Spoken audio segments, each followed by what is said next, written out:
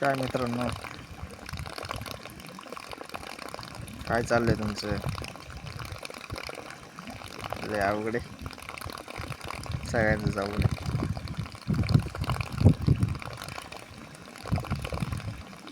लग्नाचं तर लयच अवघड झालंय बघा, लयच अवघड झालंय. हॅलो, हां हां हां हां, बरं बरं, चालतंय.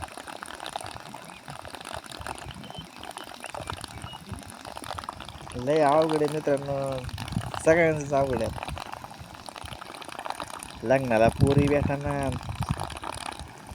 लग्नापेक्षा पोरी भेटण्यापेक्षा त्या आईला डिमांड आले आजकाल. तर अहो विचार करा, विचार करण्यासारखी गोष्ट आहे ना जराशी. शेतकऱ्याच्या पोरांनी काय करायचं?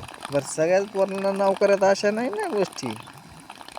थोडं माझं बोलणं कळू वाटेल बरं का, पण खरं आहे मित्रांनो, खरंच.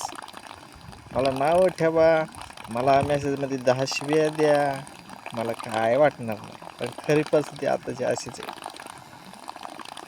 अहो चांगल्या चांगल्या पोरांना पोरी भेटणार, आणि त्या पोरींना कसली पोरं आवडतात? भंगरी, जसच्या बांधाला जाते ती, कुठं मावा गुटखा खाते ती.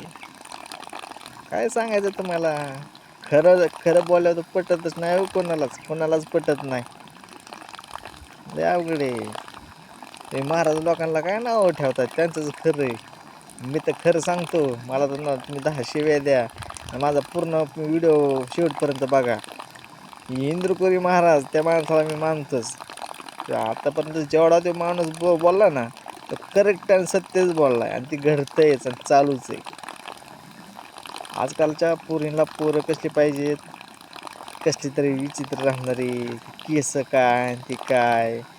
अरे सांगायचं लय अवघड आहे बाबा. मग लय अवघड आहे, काय सांगायचं? थांब. हां हॅलो, कामात आहे का? बरं 2 मिनटं थांब, मी करतो फोन.